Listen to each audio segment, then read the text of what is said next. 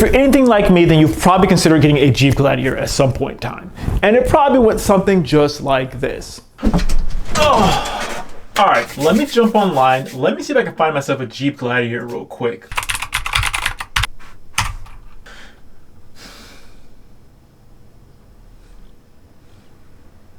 How much are these things?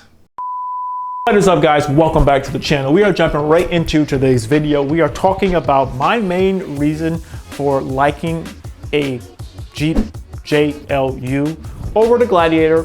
This is going to kind of touch on the Jeep JKs, but mostly talking about the Jeep JLs, the newer iteration. So you're kind of comparing apples to apples a little bit better. So let's jump right into the video. I definitely wanted a Jeep Gladiator, and I know I talked about this before on my channel, but the reason is why I went with the Jeep JLU over the Gladiator was, one was there was a big price difference, especially right now in this used car world.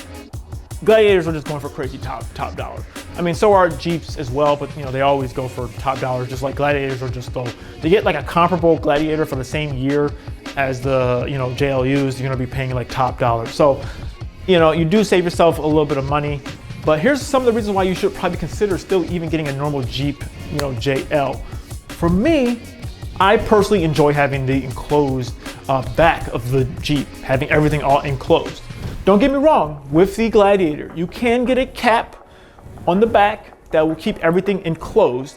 That is going to be another step or something else you're going to have to buy in order to get that same type of feel. Still is a possibility. The main reason why people want Gladiators is because they think of the practicality of, you'll be able to move stuff and, take stuff with you and do a whole bunch of, truck stuff, and you still have a Jeep body. Can say, yes, that is true, but me and my wife, we just moved into our new house and we were able to move so much stuff. I thought, if we had a Gladiator, it would be cool. We can, move furniture and, big stuff, which technically yes, but inside my Jeep, I was able to, if you fold down the back seats and you just have the front two seats up, I was able to cram that Jeep from top to bottom all the way to the back. And we moved so much stuff inside that Jeep, it is ridiculous. The cool thing about that was it was pretty stealthy. No one knew anything. I was able to load up my Jeep at night and early in the morning, head off to the new house and bring stuff in like loads. And it was great. No one knew I had stuff inside the back of the Jeep because the back windows are, tinted. No one could really see back there. Inside the Gladiator, yes, you could technically still do that, but you kind of would need like a cap.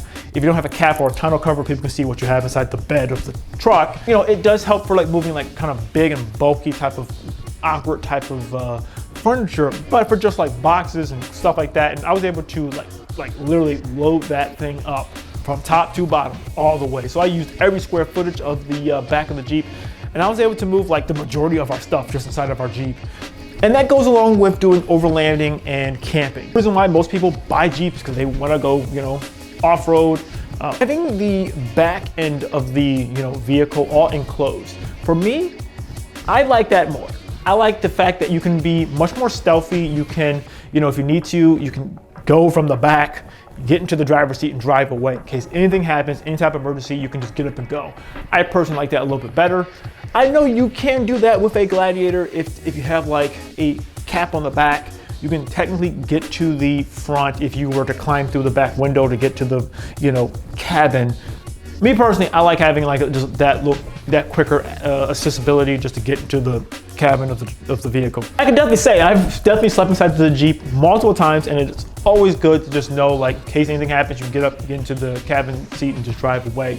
I guess that's not really going to be that big of a factor if you are planning on doing rooftop tending, or if you're going to be doing like tent camping where you have like a tent that's just next to your vehicle. Me personally, hey, I want to have as much protection as I possibly can, so that's the reason why I'm like, anytime I go out or anything like that, we make sure we sleep inside of the vehicle just in case. You never know. Don't get me wrong, I think a Gladiator is cool. If I can go back in time right now, would I get a Gladiator over the JLU?